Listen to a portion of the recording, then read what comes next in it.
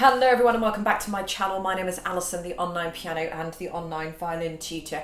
So in today's video I just want to just go over the basics of holding a bow. Now I know a lot of you will probably be following my 1 to 30 violin course, and holding the bow is pretty much the first lesson, or the first thing that we cover, because obviously you need to know how to hold the bow and hold the violin before you sort of do everything else. But I just wanted to just to go over that in another kind of separate video. I like to update these things on my channel all the time as well, because I'm using new technology and things change and all that kind of stuff. So it's just something that I wanted to go over again.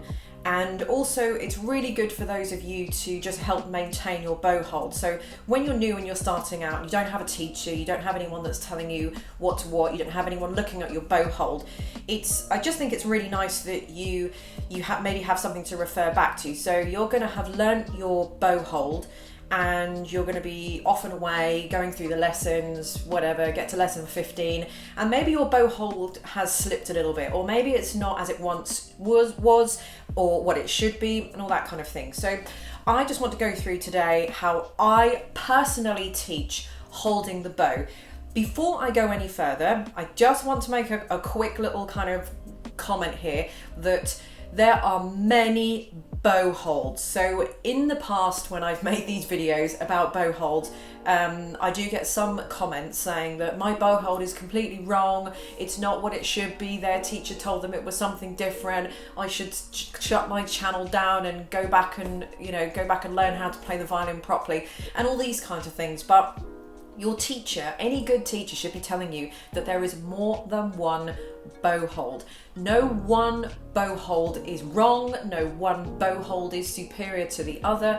There are just many different bow holds, and of course as things change, modernize things, Western music and all that kind of thing, things weren't different to how they were sort of back in the 1700s. Violins certainly weren't different to how they were back then, especially when you had Baroque violins where the necks were a lot shorter, violins were different, etc, etc.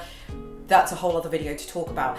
So there are lots of different bow holds because of that. So this is the one I teach, and probably those of you that are following me, this is the one you'll be doing. So if you are new to this, then this is my particular bow hold. This is what I feel comfortable. But suffice to say that as long as your fingers are in a particular position, it doesn't really matter, and I'll go through that in just a second. So let's get into the actual bow hold. I'm just going to come a little bit closer so you can see my hand a little bit more.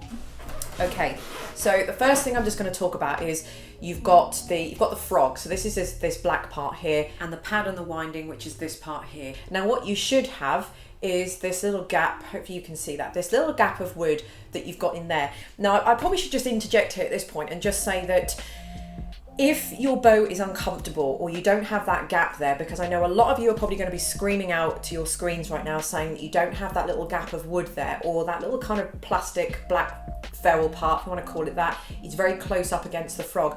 Now that to me would be a very uncomfortable bow, and I have chosen, when I was choosing bows, I have not chosen a bow, based on the fact that there isn't really a big enough gap there that I can kind of nicely get my thumb into. So if I don't have that gap there, or that gap doesn't feel right to me, or maybe the plastic wrap here is maybe too thick and chunky and I don't like it, I would instantly dismiss a bow because of that. So if that is chunky and it doesn't feel like you've got a nice, you're looking for that nice little bit of gap, just literally just right here. I really hope that's focusing, and it's not focusing on my face as it wants to, but that bit of gap of wood that you've got there. So yeah, if that's not comfortable, then I would probably seriously look into maybe getting another bow, probably a slightly better bow.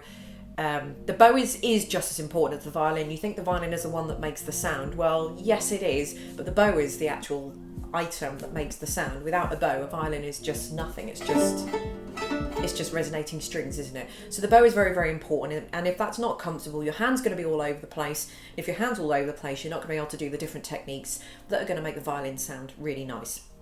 So that being said, what you want to do is put your thumb into that little gap of wood. So the thumb goes in to that little gap of wood. I really wish this video wouldn't focus on my face. I hope it's not. So thumb goes into that little gap there.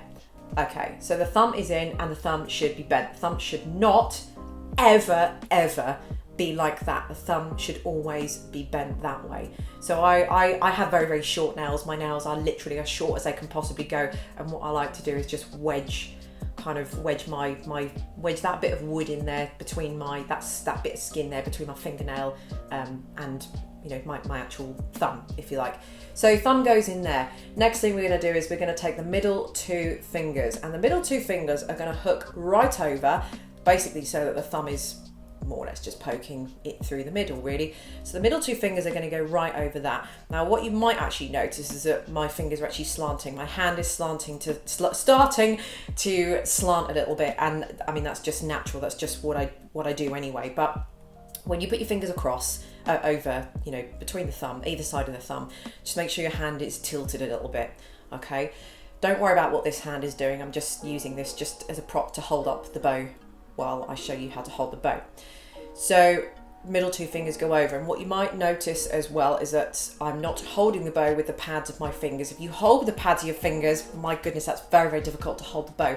So almost make sure that your fingers are even just slightly over the bow. In fact, I can't really turn you the other way around without my hand completely contorting. No, you can't see that, but you want to make sure that your fingers are over, not too much over, just maybe that angle, just a little bit. So you can just sort of see maybe, I don't know, less than half a centimetre of the pad of your fingers just poking down from the hair there. But whatever you do, just don't sort of hold it up here too much.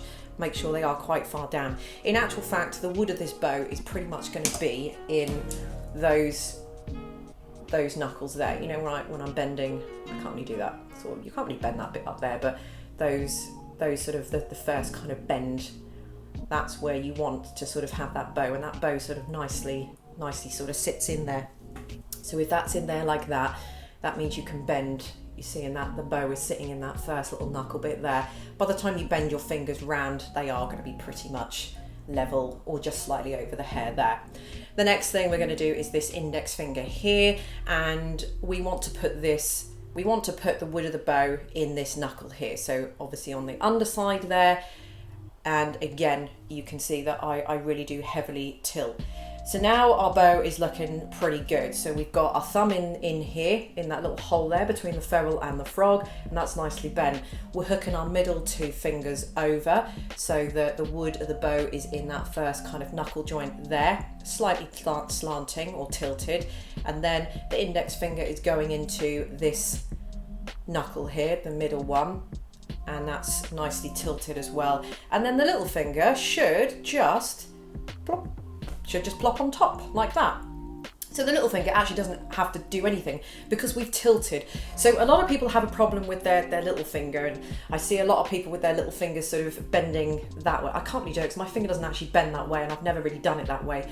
But their fingers are kind of bending that way, or the little finger's over here. It's like the little finger's just all over the place.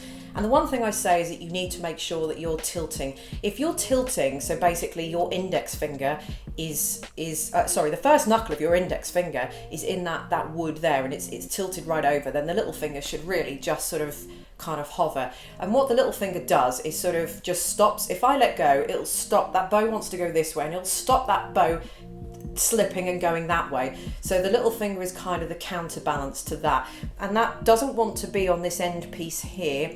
It just wants to be sort of just before that. So don't take my bow anatomy as absolute gospel. Yours might be very, very slightly different, but for all intents and purposes, you are going to be holding between the frog and the ferrule. The middle two fingers are going to be either side of the thumb. The index finger is going to end up on the winding, and the little finger should end up sort of just there. So no one part of the hand should be working any harder than the rest. So if you're finding that you're gripping really hard with your thumb, and your thumb is like, your thumb is really throbbing, something's going wrong with your grip. Same with your index finger, same with your little finger. No one part of the hand should be working any harder than the rest of it. And if it is, there's something going wrong.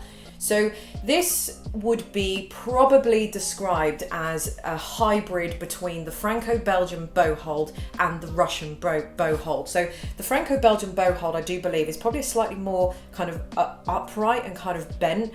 Russian technique is a little bit more slanted. So I kind of, I think, I want to say that the Russian technique is sort of slightly closer together as well, but to be perfectly honest, like all these techniques are just a hybrid, very different. It depends how you were taught, you know, and how you hold the bow and all that kind of, you know, there's just so many factors involved. So I would probably say that I do a combination between the Russian, because I'm tilted, and the Franco-Belgian bow hold because of the way I'm holding. But as long as, and this is the key to it, as long as your middle two fingers are either side of the thumb, and then your index finger and little finger are just obviously just placed there. As long as the thumb is in the right place and the middle two fingers are either side of that thumb, you can pretty much do any bow hold you like, and that is a bow hold. But I mean, it's going to somehow end up some combination of like the Russian bow hold or the Franco-Belgian bow hold. But that's the one that I do, that's the one that I teach, and it's obviously what's comfortable for me because I've been doing that for the last 30 plus odd years. So this is how the bow hold looks. And you can see everything's really nice and natural. And the other thing that you notice as well is that my wrist is higher than my knuckles, which are higher than my fingers. None of this going on. We don't want any of that. Nothing like that happen. No crunching.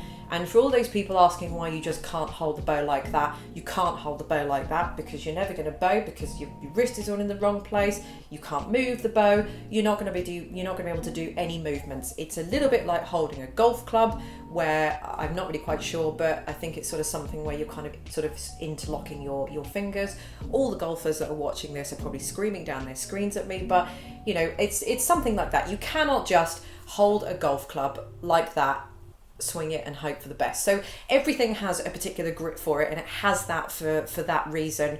Obviously there are different techniques that are involved. Same with this, and that's why we hold the bow like that. So you want everything to sort of be natural. So what actually you can do is shake your hand and just really just have your hand sitting there like a bunch of bananas off a tree, pretty much, and then sort of, you know, bring that bow up, grip it, and you know, that's pretty much it really. That's pretty much your bow hold. All you then want to do is just sort of bend that thumb in slightly, just alter the grip. So all I'm doing here is just making sure that, you know, my knuckles are just falling into the right place in the wood of the bow, moving my little finger, and kind of, you know, that's my grip there. So everything should be soft and natural. Nothing should be gripping any more than the other. And that's our bow hold. Let me just come around here so you can see my bow hold from here.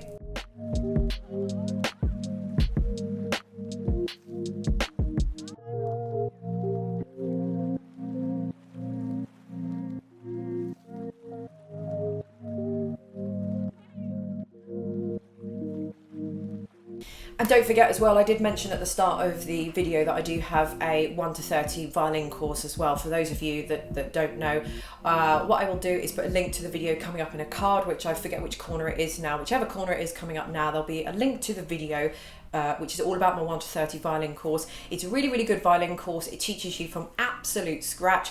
There's nothing else like it on the internet. I know I keep going on about this, but there really isn't anything like it on the internet. And it 100% guarantees to teach you and take you from a complete and utter beginner to a really decent, accomplished intermediate level.